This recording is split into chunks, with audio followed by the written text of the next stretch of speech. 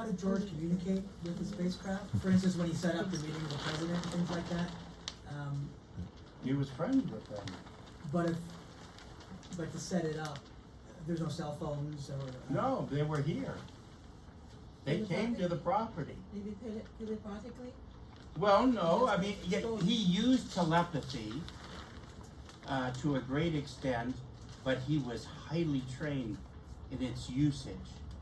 And the problem with telepathy is the vast majority of us are not.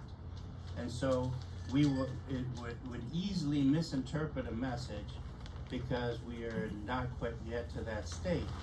And so, but George, they came here.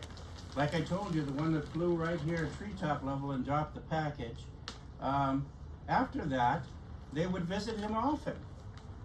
And he them. And so when that meeting was arranged, what happens is there are a number of space people that come here, like I told you before with the scientists, that work amongst us like a Peace Corps system.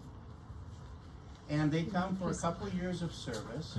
They live amongst us and work amongst us and interact with us, and try to provide positive assistance where and if they can. So, for instance, in Washington, we knew one that worked in the White House under the Kennedy administration. There was one at the State Department. There was one that worked as the forester outside the White House. Right across the street is Lafayette Park. Mom and I would walk through there often when we went to the Mayflower to visit Dad. And there was one of them that was a park ranger there, and we met and talked several times. So basically, there are advocates within our structure, and so they made the contact. And then that contact was made to the next one. So for instance, when George got the Papal Gold Medal of Honor for delivering the sealed message, he took to Pope John the 23rd in June of 31st of 63. There was one of those representatives who also worked in the Vatican, and so he was alerted that to notify the Pope that George was coming with the sealed message. And so when George was there, the Pope's, and I described that in the book too, the Pope said, there you are, I've been waiting for this for a long time. And so the people are for a short time within the structure of our own governments as well, because they know that the greatest change comes from within and not from without. We have to be motivated to change from within. If somebody comes and says to you, well, we're going to make you change, the first thing we do, and the only time we do it, is band together in unity in order to fight that which comes to make the change.